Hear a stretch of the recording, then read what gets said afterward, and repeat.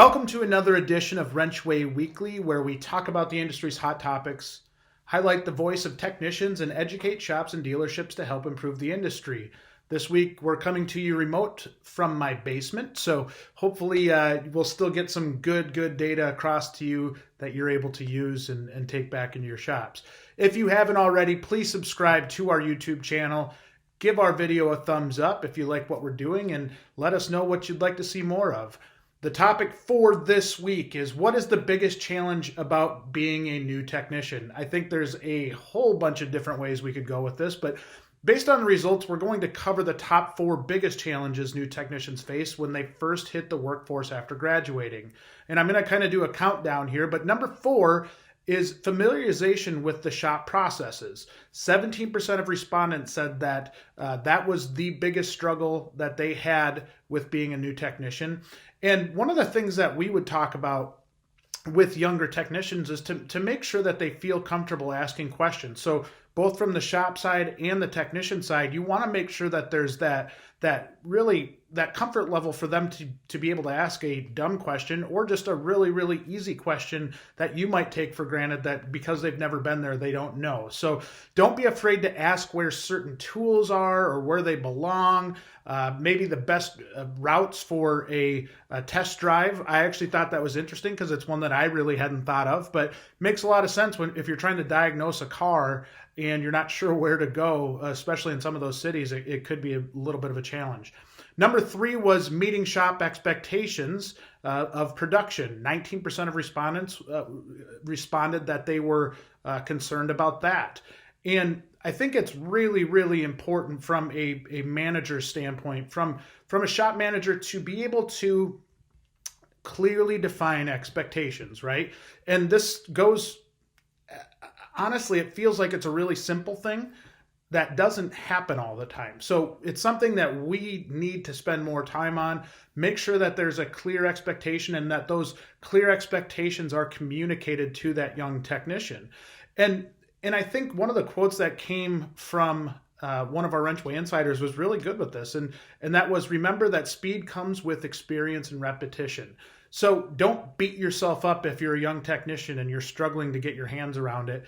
It can be really hard to gain that confidence early on, and that's a big deal. So that speed does come. It comes with experience, comes with repetition, and it comes with just really kind of that other stuff, right? Of just gaining experience and gaining confidence and doing jobs. So one piece of advice I would have for a young technician is to really manage your own expectations going into a shop, right?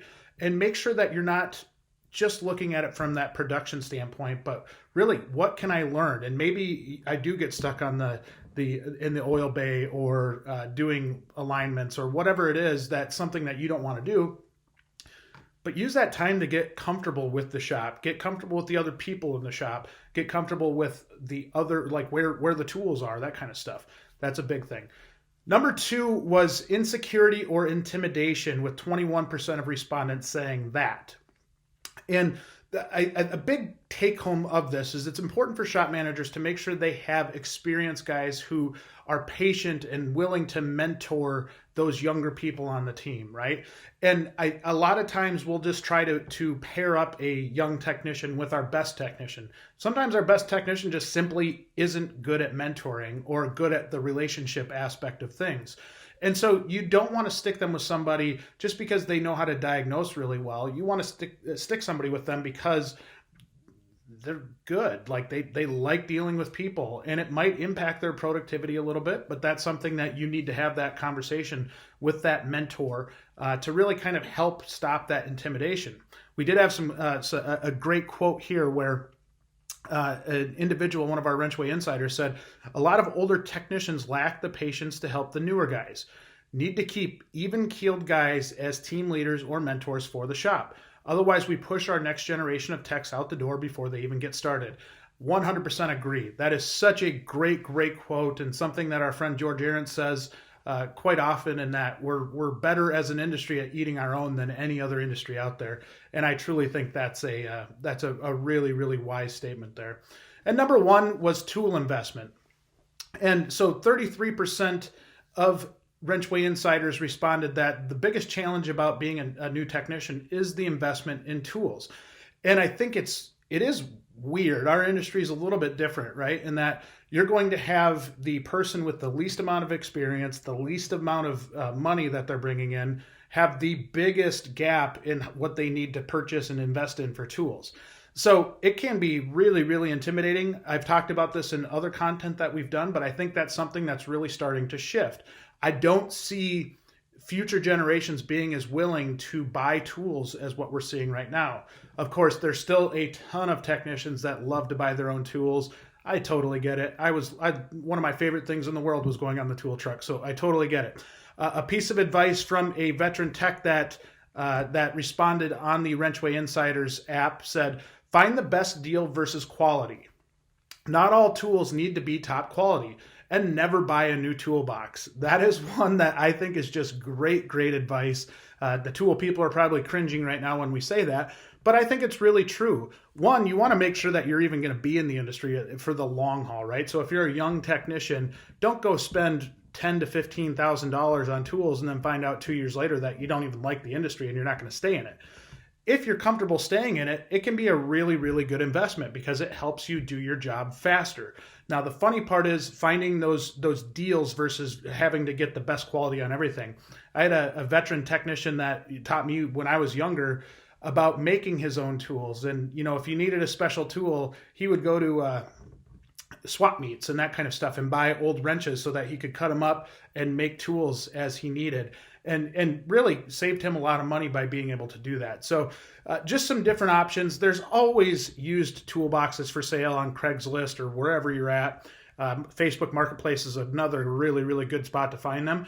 But you'll see them out there, complete packages of somebody that might be either going into a different industry, maybe going into an office role, doesn't need the toolbox anymore, that you can find a great deal on. So don't just buy into the fact that you have to buy all of the best Snap-on or Mac or Matco.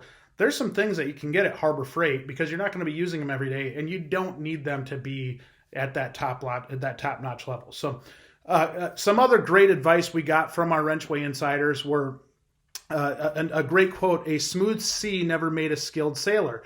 Invest in yourself and keep your mind busy as it will be your greatest tool in an ever-changing industry. Keep integrity at the forefront. Experience and all of that will come with time." Such a good quote and such good insight from somebody that's been in the industry for a long time. And really keeping that integrity at the forefront, making sure that your values aren't compromised is a big deal. But then also keeping that patience and really investing in continual knowledge. And there's so many different avenues that you can take. Diagnostic network. There's a variety of others. I mean, they're all over the place that you can find training to take on your own. And I'd highly encourage that. Another quote was, "Never give up. When you feel defeated, you're almost there." Again, really easy to say right now, but I think it's something that is so important. And the more you can stick with it, the more you can learn from your failures, the more you're going to build on that and become a really, really good technician. And the last quote we had was, "The drive to learn and think outside the box is far from anything anyone is ever taught." And I think what they're trying to get to is that critical thinking side, right? Is thinking about, okay, this part failed. Why did it fail? And being able to go through and think through the system. That critical thinking part is something that a lot of shops complain about new technicians with, that they don't know how to think on their feet. And I think a lot of times we're so nervous as a young technician to make a mistake or use time up because you see what the posted labor rate is. And if you're not producing that time right off the bat, it's kind of a weird dynamic there. So make sure that you do take your time, learn it the right way, do it the right way, and keep working at it because it is something that anybody can do, maybe besides me. But there's a lot of really, really talented people. I've employed a lot of really talented people who started off maybe not as strong, but then was able to really develop into a top level technician. So thank you to everybody once again for giving us feedback on this week's topic. I thought it was a really interesting topic, one that I think will continue to dive even further into. As you know, if you answer our topic of the week in the WrenchWay Insiders mobile app and play our higher or lower game, you can compete to win our weekly prize giveaway. Last week's giveaway was a $100 Amazon gift card, and the winner was Charles Muse with a high score of 30. Charles got a chance at the Queen of Hearts pot, but did not turn over the Queen of Hearts, so the pot has now increased to $2,200. Again, it just keeps rising every week, and the chances are getting closer and closer to that. We're going to have to give away that cash here pretty soon. So keep playing that. We post new challenges every week. Go complete those to earn more points to play in the higher or lower for a chance to win that $100 weekly Amazon gift card plus the Queen of Hearts pot. That's just growing and growing. It's fun to watch. Hopefully one of you get that here soon. Again, the WrenchWay Insider app is invite only. So if you'd like to receive an invite, you can fill out the form on the WrenchWay website. We'll put the link in the video description below, or you can email us at info@wrenchway.com. For next week, another kind of technician-based question. Based on your experience, how would you rate most shops or dealerships' onboarding and training of new technicians? I think this is going to generate some really good feedback. I think there's a lot that could use a lot of improvement with this. And so would love to hear your feedback, specific stories of maybe a time where you had a good or bad onboarding experience with a shop.